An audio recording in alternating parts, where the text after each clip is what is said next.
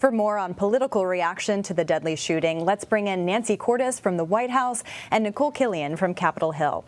Nancy is CBS News chief White House correspondent, and Nikole is CBS News congressional correspondent. Thank you both for being here. Nancy, I want to start with you because President Biden is just the most recent in a series of presidents who is trying to address the epidemic of gun violence.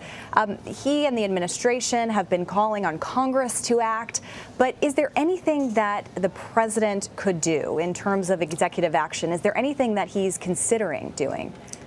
Well, Caitlin, he has done some things by executive action already, most notably restricting access to ghost guns sold on the internet. But he said recently that there isn't much more he can do by executive order. Now, I should point out that there are many gun control groups who don't agree with him about that. They think he could do a lot more, including expanding background checks to include more gun sellers. But there are two downsides to executive action as far as this administration is concerned. The first is that it's temporary.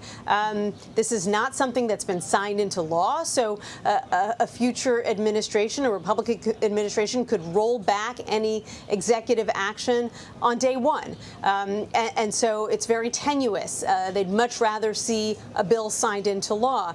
Number two is the concern that if you really go all out with executive action, that it sort of poisons the well for even tentative bipartisan efforts on this issue or even on other issues. And so that's why they're always a little wary of moving forward with big executive action measures. But, you've got a lot of gun control groups out there saying, clearly the football has been pulled from Charlie Brown so many times at this point on Capitol Hill that the administration should just cut its losses and do whatever it can with the stroke of a pen by the president. Yeah, I mean, one of those Democrats working on some kind of bipartisan legislation, or at least hoping that they can get to some kind of bipartisan consensus, is Connecticut Senator Chris Murphy. He, of course, represented the district where the Newtown school shooting happened while he was a congressman, and he's since become a senator, of course, and is a passionate advocate on this and is leading some of these efforts on Capitol Hill. Let's take a listen to what he had to say this morning. We are never, ever giving up until we win this fight.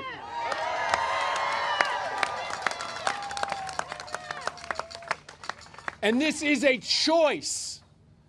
This is not inevitable. This is not unchangeable. We are the only country in the world in which our kids go to school wondering whether they will survive the day. So, Nikole, Murphy is trying to broker a bipartisan bill with Republicans. How are those discussions going? Is he finding anybody to buy in? Yeah, well, so far we have seen some incremental steps here on Capitol Hill. I would point out that everybody's gone. So, a lot of people are asking, well, why did they leave? Why didn't they stay? Certainly at that rally that you just showed a clip from, many of those gun safety advocates were saying that senators should stay and do their job. And so when I talked to Senator Murphy about the optics of leaving in this moment with this tragedy in Texas, he said, look, sometimes we're able to negotiate better when we're outside of Washington than when we're here. That being said, we do know that he and a small group of Democrats and Republicans did meet late last night. They also met again today in the Capitol, trying to figure out a pathway forward. And so far, in terms of talking to a number of senators that have been a part of those discussions, both Murphy and his fellow Connecticut Senator Richard Blumenthal have said they feel that these discussions are going well, that they are going to continue them over the course of this Memorial Day recess by phone, by Zoom. Their staffs will be coordinating as well to try to keep the discussions going. But there is starting to be some consensus that appears to be emerging, for instance, around red flag laws potentially. Senator Murphy said they're also potentially looking at the issue of background checks and feels that at minimum, those might be some components of a potential bipartisan measure if something emerges in the next couple of days here.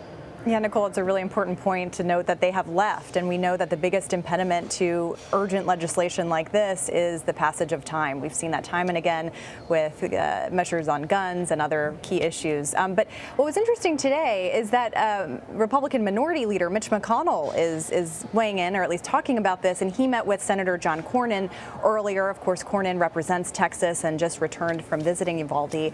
What more are you learning about that meeting, and are GOP leaders willing to compromise? Is there any sense of that so far?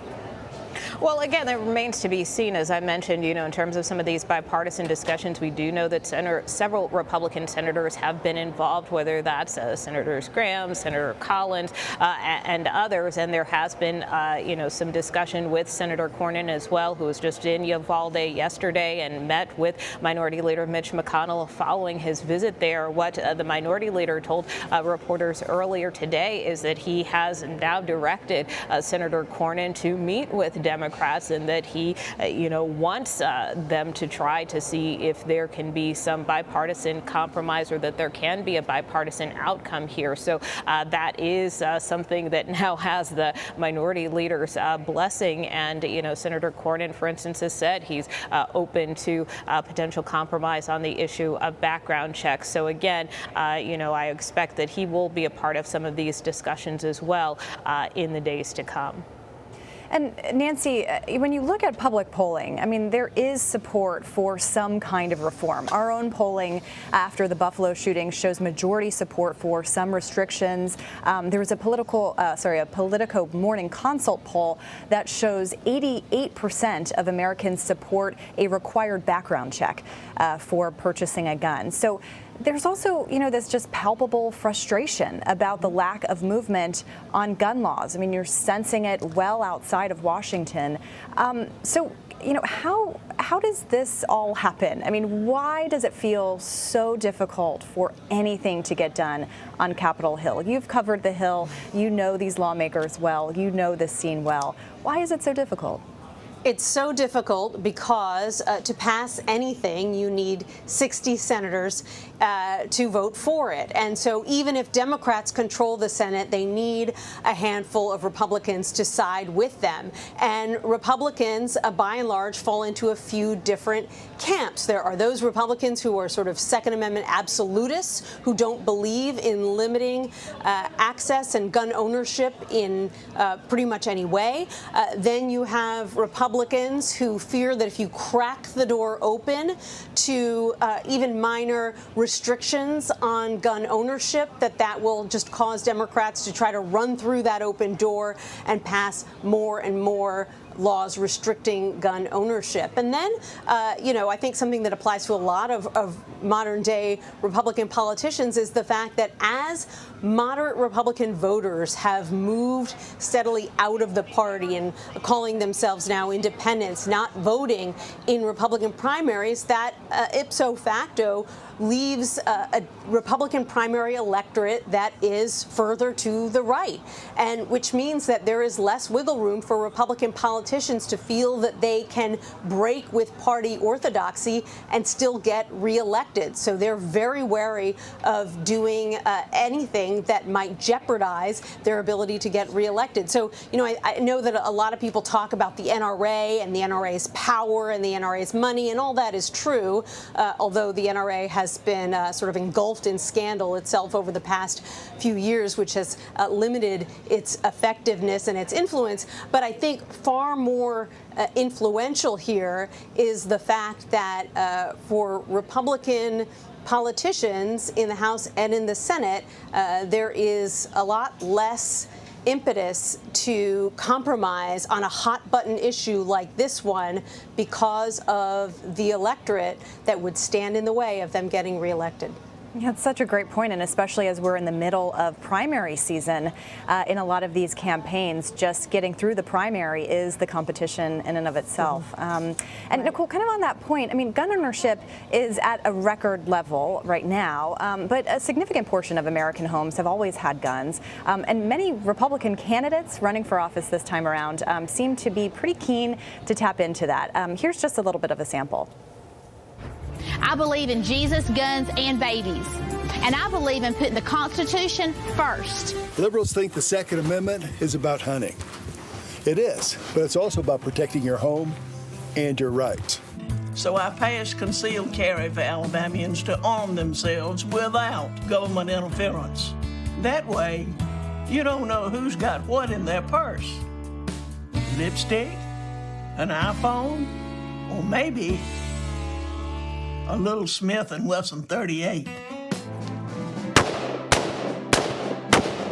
Dave McCormick, pro-gun and proud of it. I've been shooting and hunting my whole life.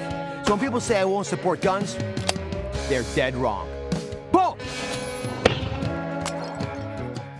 So just a sampling there from some competitive primaries. As I mentioned, we have CBS News polling that shows majority support for restrictions, but when you look at the actual breakdown, the partisan breakdown, Republicans either favor the status quo or actually less strict gun laws. But what's really interesting to me and something I've been thinking about today is that in Florida, a few years ago after Parkland, Florida Republican senator who was governor at the time in Florida, Rick Scott, he did sign some gun restrictions into law in Parkland when he was the governor. He increased the minimum age to buy a gun to 21, instituted a red flag law. Is any of that being talked about on Capitol Hill, Nikole, as a possible roadmap to get some kind of bipartisan consensus? Well, as we discussed earlier, I mean, it is one of the proposals that is on the table, as far as it being the only roadmap. Certainly there are a number of ideas that are being talked about, whether it's red flag laws or even yellow flag laws, which, basically would allow law enforcement to temporarily seize weapons with a court order from someone who is deemed to be a danger to themselves or others. The only difference between a red and yellow is that in the case of red flag law, family members could petition a court to do so, whereas yellow flag, it's more confined to law enforcement. But those are ideas that are being talked about here on Capitol Hill, including from now Senator Rick Scott, who has already, introduced legislation, last year to that effect, along with Senator Rubio and some other lawmakers. So, it is a big topic of discussion and certainly one that both Democrats and Republicans seem open to. But just to touch on Nancy's point, too, in terms of what appears to be intransigence here on the Hill, I will say in talking to lawmakers, many of them do feel that perhaps this might be different. Someone like Senator Manchin, who has worked on bipartisan compromises before, including on this issue of gun legislation, told reporters earlier today that, he thinks about his grandchildren all the time. We have heard, Senator Murphy, Padilla talk about, they have kids the same ages as some of these students who are in Uvalde. So there is really a sense, I think, of outrage, and even for those of us who are journalists, who are parents, as it gets to everyone. So I think to that extent, there does seem to be a real desire to try to affect some type of change, even if it is something narrow, which is why, again, you have this small group of bipartisan senators who say they are committed to trying to work this out over the next 10 days. And if not, perhaps then they do move forward with just a simple up or down vote on some type of legislation, anything just to, try to move the ball forward on this issue. You're exactly right. A lot of parents wondering why something can't get done in Washington. Nancy Cordes and Nikole Killion will be watching what happens in those Zoom meetings over the Memorial Day recess. Thank you so much for being here. You're welcome.